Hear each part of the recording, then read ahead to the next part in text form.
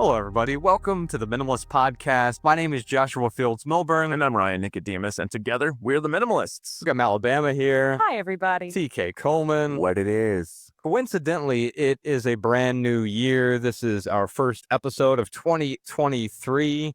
We have something completely different for you this year, this episode. There's someone I've been following for a few years who has radically changed my understanding of truth, of my own beliefs, of suffering, of what it means to live a meaningful life. And his name is Dr. Kapil Gupta. I read a few books of his a few years ago when I was going through the worst of my health issues. And I began to form an understanding of so many things that I was allergic to at first, like in the sense that, oh, this is a truth, a profound truth, but I wanted to keep it at arm's distance, right? Because I was afraid of some of these truths that we're going to dive into in this episode. I want to preface it, though, that this episode might not be for you. In fact, TK will say, I think that's a caveat whenever we release an episode. But maybe I were to pin that caveat with this episode probably isn't for you. And that's not a good or a bad thing, but I wanted to record it because I suffered greatly. And a lot of these insights really helped me through my own suffering.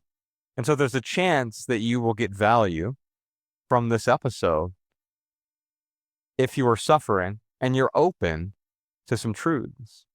Ryan told me that this conversation made him a bit uncomfortable when he first heard it. Delightfully uncomfortable, really. I mean, because here's the thing. When you listen to someone like Kapil Gupta, who is constantly challenging what society holds to be true or what we're conditioned to think is true, it does one or two things. It opens you up to a new perspective, or it will root those perspectives even, further and deeper and make them even more true for you. But this conversation with Kapil Gupta will absolutely rattle anyone who listens to it. And I'll tell you, I'm really looking forward to the conversation that the three of us are going to have about the conversation you have with Kapil Gupta, because I have a lot of questions. I have a lot of observations, and I just really look forward to unpacking that. So yeah, you patrons, I think you're in for an awesome treat, because you're going to hear this conversation and you're going to be challenged. You're going to have questions. You are going to want a rebuttal, and I promise you that I will be the rebuttaler for you all, and we will unpack all of the things that Josh and Kapil talked about in this conversation. So if you're listening to the free public minimal edition of episode 373 right now, what you're going to get is about half of my conversation with Dr. Kapil Gupta. And if you want the entire conversation, as well as the three of us challenging each other, maybe even disagreeing a bit, but ultimately trying to better understand the truths that were highlighted throughout this conversation, you can find that over at patreon.com/theminimalists on the Minimalist Private Podcast, or you can just click the link in the description. You can find the whole conversation as well as our debrief afterward. Before we dive into it, TK, what did you find useful or insightful in this conversation? Oh, man. Well, I think Kapil would say there's no requirement for me to find anything useful or insightful from the conversation you all had. I thought the conversation was a lot of fun in the way that a game is. When you play a game, you're not thinking, do I agree with this move or do I disagree with that move? Is that the right move to make? You're available to what's happening and you're just playing. And I think this conversation was a provocative invitation to engage reality without forcing yourself to look at everything through the lens of prescription, a bunch of shoulds and should nots. And he manages to challenge us in this way without prescribing a how-to method for doing it, and without prescribing this as something that you ought to do or would be better for you to do. And I just think it's fascinating. So even though this conversation might not be for you, this conversation also might be for you, because it's an invitation of possibility. One quick programming note, you'll notice some pauses throughout this conversation. And we didn't edit those out intentionally, because there were moments where I didn't want to simply fill the air with bland natterings or try to look smart. And so there are times where I just paused and waited to see what was going to come next. Big thanks to our Patreon subscribers. If you subscribe to the private podcast, you're the ones who keep this podcast 100% advertisement free because advertisements suck. Enjoy this episode with Dr. Kapil Gupta. And if you want more from him, he has a bunch of free discourses you can read over at kapilguptamd.com. Kapil, thank you for joining me. Sure. Thanks for having me. You know, I came across your work a couple of years ago, and since then I've put together an entire list of questions that I was hoping to ask the great Dr. Kapil Gupta. And I realized that these were very sincere questions a few years ago, but these questions began to sort of answer themselves as I was exposed to more of your work and also to just more truths in my own life. And I was going to bring in that list of questions, but I realized it would be insincere to ask those questions now because I don't feel that same curiosity, interest to those questions. And so instead of doing that, I wanted to start at the beginning. I was first exposed to your work because I read a book of yours called Direct Truth. And then from there, I started reading some of your public discourses from your website. And I think at first my initial reaction was anger, frustration,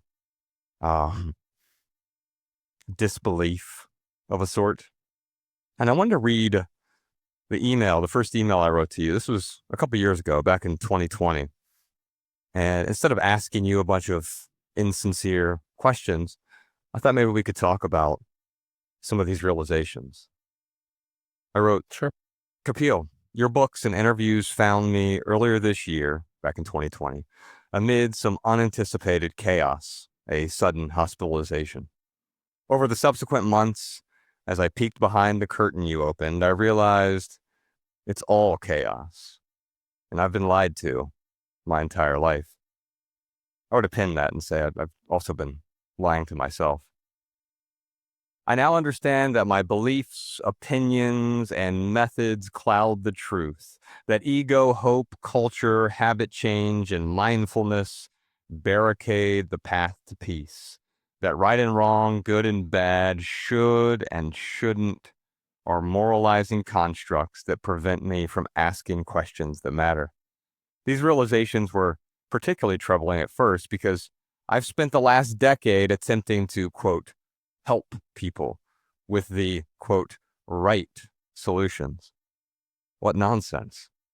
Of course, I wasn't ready for this insight 20 years ago, 10 years ago, even 2 years ago. I thought I desired the truth, but that desire was not sincere until now. It took me 39 years to get here. Well, I've known for years that how-tos and prescriptions don't solve real problems, and that attachment is antithetical to contentment. I knew these things only intellectually, which prevented me from understanding. And Kapil, 2 years later, you responded with just a few words. You said, those are some sincere words, wise realization. And I thought about it for a couple of weeks, and then I responded with this. And here's really what I was hoping to talk about today. Kapil, I've been contemplating whether to reply to your thoughtful response because I don't want to fill your inbox with bland natterings. However, I feel compelled to say thank you. Over the past 2 years, your writings have exposed me to profoundly difficult truths that at first I wanted to dismiss because their implications repelled me. What if every solution I've pursued is actually the problem? What if I've been lied to my entire life? What if I'm lying to myself? Yet it was too late. A man cannot unsee a sunrise. Your discourses led me to deeper realizations. Fear exists only in the presence of consequences. Freedom is the only worthwhile thing. All conflict is self-conflict. going to pause there for a moment, Kapil, because I was hoping that we could talk about the conflict that we experience in our lives. And I think I spent those first 39 years mired in conflict that I didn't even realize it was conflict most of the time. In fact, seeking out conflict. And in a way, I was seeking out my own discontent, a sort of lack of peace. And when I stumbled across your words, it opened up this door that helped me, that supported me in a deeper understanding that everything that I was pursuing was fruitless to a great extent. And so I wanted to start with that first statement here. Fear exists only in the presence of consequences. I don't know if I heard you say that or if I saw you write it, but that was apparent to me that I was fearing a lot of things because I was ultimately afraid of the consequence. And often that consequence was I was terrified of what other people might think of me. Can you help me better understand where that comes from? Where what comes from? That fear of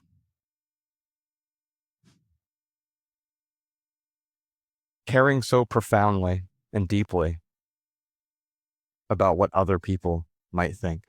Well, it's the world that a human being builds without knowing that he builds it, because it's the only world he knows.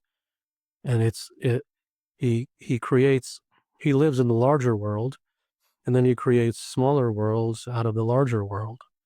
And the smaller worlds are in the form of relationship, in the form of image, in the form of trying to please others and trying to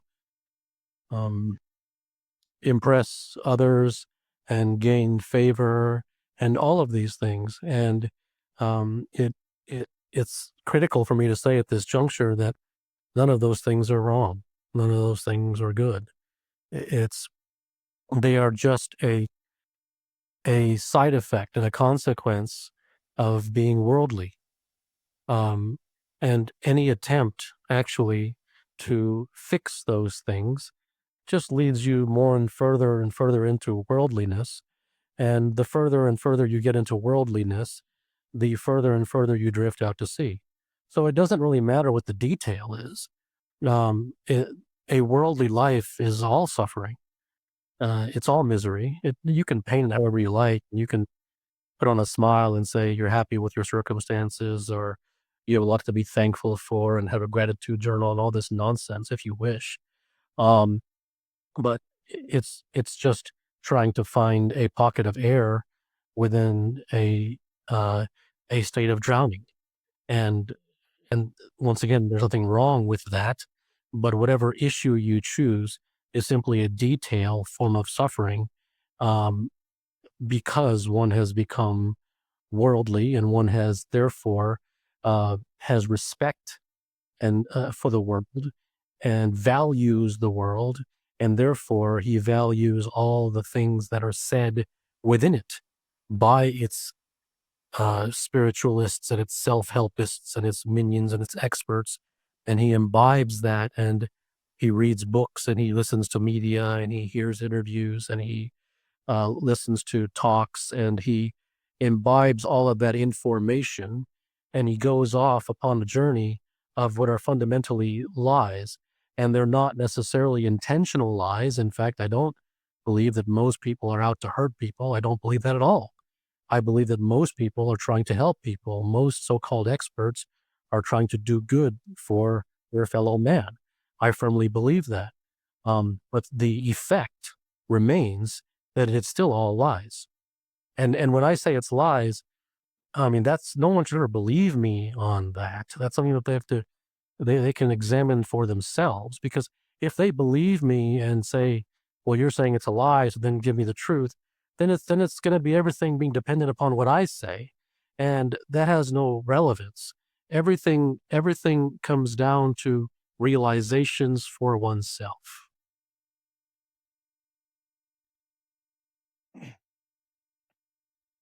I was one of those liars without knowing that I was, right?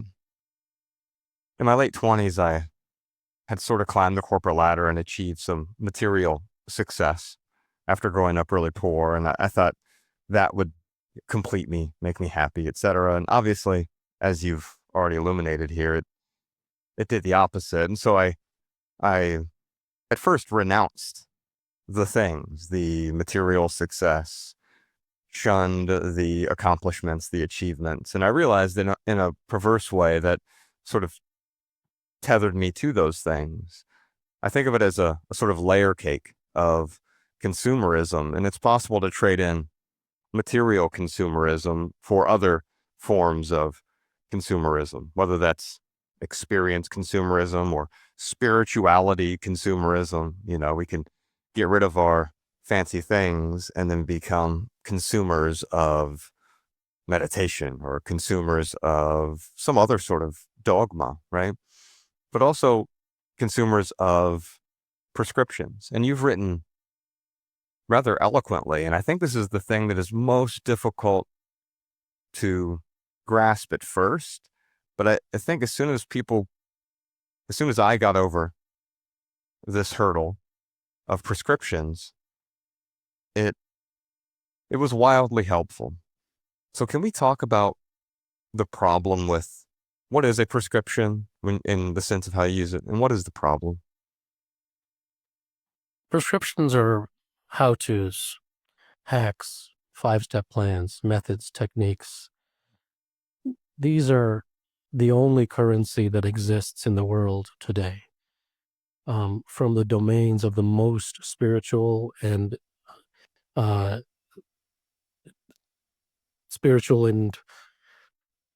so-called sacred, to the domains of the outright materialistic and worldly. It's literally the only thing that exists. There is no such thing as a domain or an expert or a discipline or a teaching or a book or anything that exists anywhere on this planet that is not a prescription, whose philosophy is not founded entirely and solely and exclusively upon prescriptions. Everyone has been conditioned everyone has been brainwashed. And the brainwashing is so complete that even the so-called wise men fall for it. And one of the central brainwashings is the idea of how-to. And it is so complete that no one would even think to question it. I mean, what else are you going to ask but how-to? You want to become happy? Well, how do I become happy? You want to become a success? Well, how do I become a success? You want to make money? Well, how do I make money? How do I do this? And how do I do that? And therefore, when the demand is there, the supply is created, and they both feed each other. So it's the blind leading the blind. You can examine in your own life that if anything was based upon a how-to, then all you would need to do is find out who became a success, read their book, and then you would become equally a success. And as far as I can tell, that doesn't really happen. So nothing is this is how I did it, and you follow these 5 steps. I mean, you can do that for mechanical things. You can turn on a computer and you can maybe open and close, Venetian blinds. There's a how-to to that. Things that are mechanical, things that really don't mean much, but things that are in anything towards a realm of art, anything towards a realm of anything significant or lasting or real, there's no how-to. And there's no point in trying to beat that drum, in the same way that there's no point in beating any drum about anything that I write about. The most futile thing on earth is to attempt to convince someone. And the reason that people do is because the experts gain joy from others liking what they say. And just like you said earlier, everyone likes to be liked. So if you give an how-to and someone says, "Thank you, that helped me," it gives you the ego of the helper. and therefore that makes you feel good. And there's nothing wrong with that. There's no evil in that. It is simply, that's just the way that human beings have learned to live. This is one of their pleasure chases. I want to help. I want so-and-so to like me. I want so-and-so to give me applause and celebrate me. And I feel good when I tell so-and-so that they should do this and that, and they go doing this and that. It gives me a feeling of authority, and it gives them a feeling of following me. And all of these layers upon layers of emotional stuff. Once again, none of which is a crime, none of which is evil, but it is all pie in the sky. So, how many books have been written about happiness? How many books have been written about peace and making money and conflict and relationship? And I mean, you name the topic, there's probably 70,000 books on everything. So first of all, if there's millions of books, a decisive, maybe a discriminating mind might look at that just from a very bird's eye view and say, wait a minute, if books really work, then why are there millions of them? There should have just been one book, and then it would have worked. Okay, fine, 2. Okay, fine, 5. Okay, fine, 25. Okay, fine, 200. All right, fine, 2,000. I mean, how long? I mean, if it worked, then, so even if you knew nothing about nothing, then you could just, based upon kindergarten logic, if something really worked, then it shouldn't keep needing to be done. So the very fact that there's millions and millions of a thing, that means it doesn't work. Not that it's wrong, and not that it's good and bad, not that I believe, not that you believe. If there was millions, then it doesn't work. Then you would have to buy into the logic, and you're free to do so, that, okay, fine, there's 10 million of them. They don't work, but maybe the 10 million in first might bring something. And that's fine. You can pursue that logic if you wish. I'm not saying that you shouldn't. Those are just evidences for the fact that all of these hacks and methods and techniques and how-tos and 5-step plans, they're just tabloids. They're just they're just content creation, just to keep the content coming.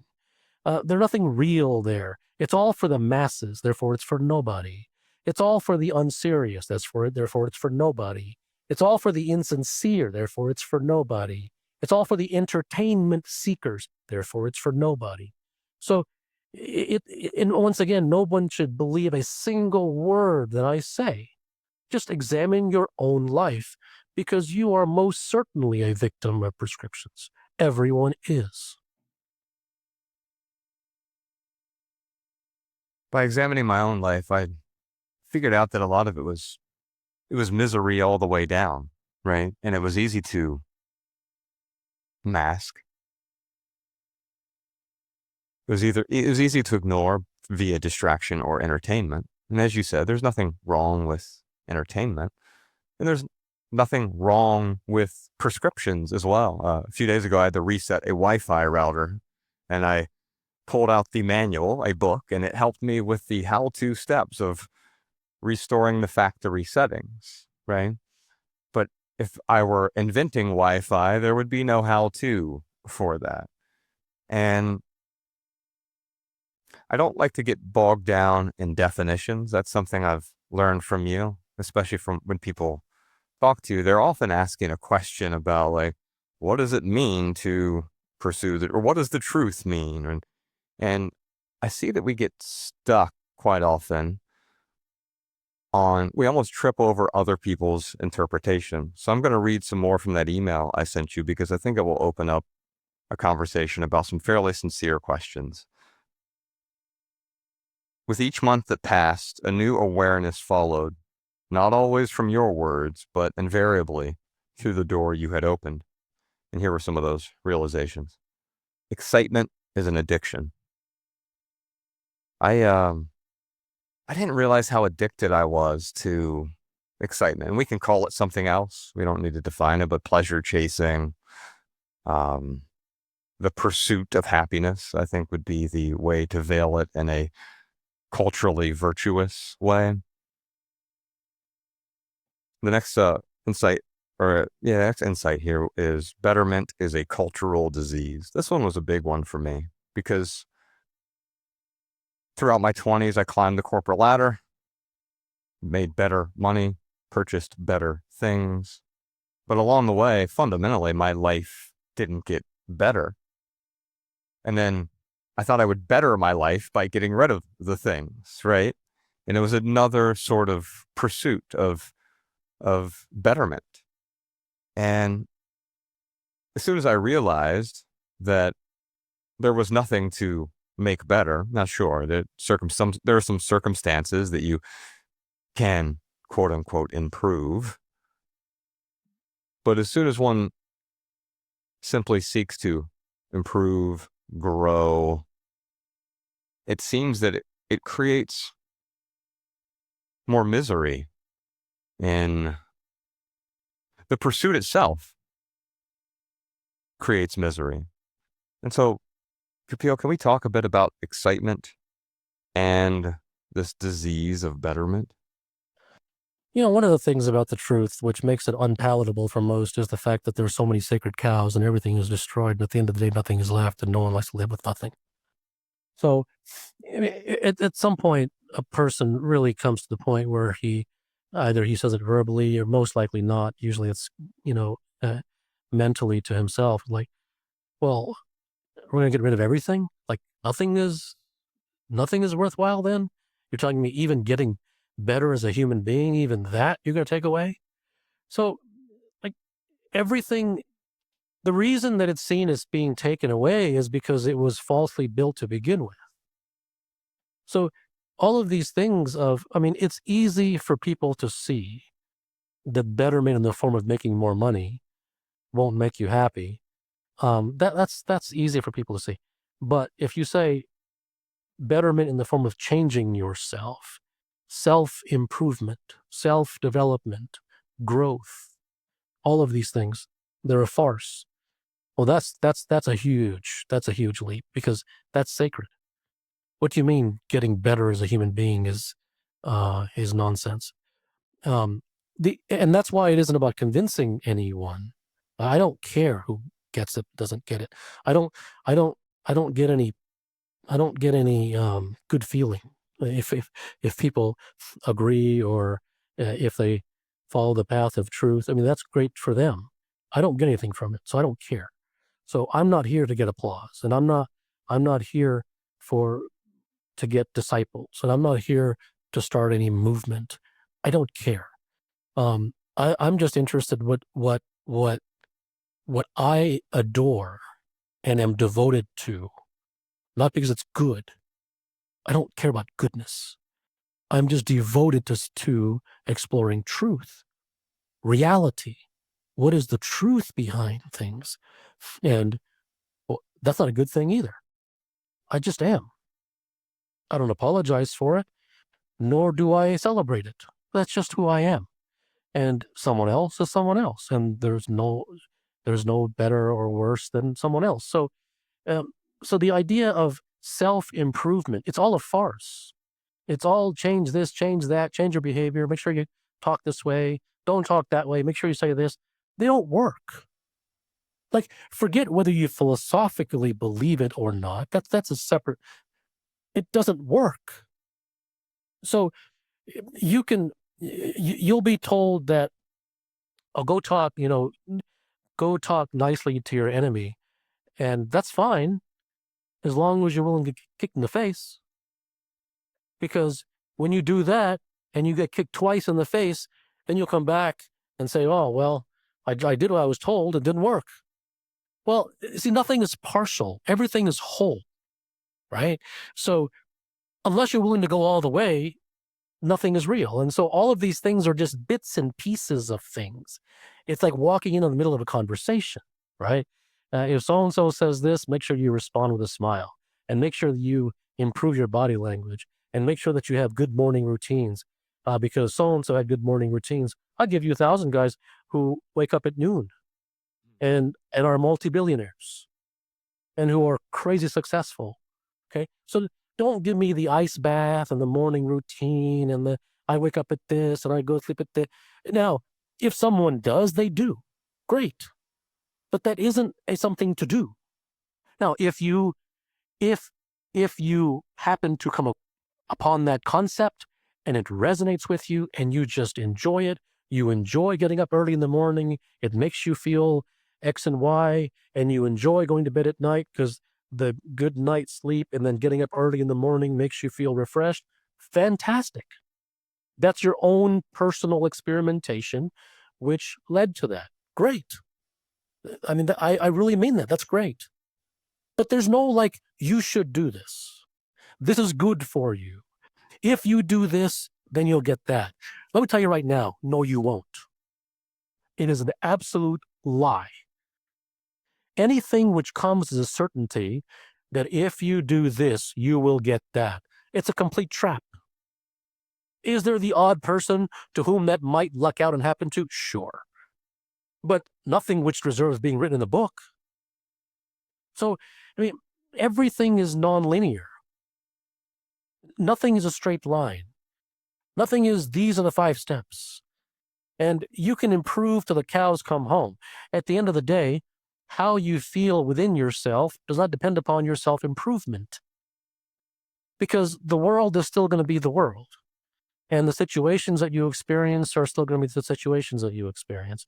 And you can bite your tongue and you can, put tape on your mouth and you can wait your 10 seconds before you respond and all these stupid, idiotic, moronic, silly, juvenile kindergarten things you can do if you wish, but they're not real. They're not for someone who wants to get to the truth behind things, not that someone should. And that's why I say, I don't think most people should stop looking at spirituality or religion or self-help or self-development or go to the motivational speakers or the experts. And I don't think they should because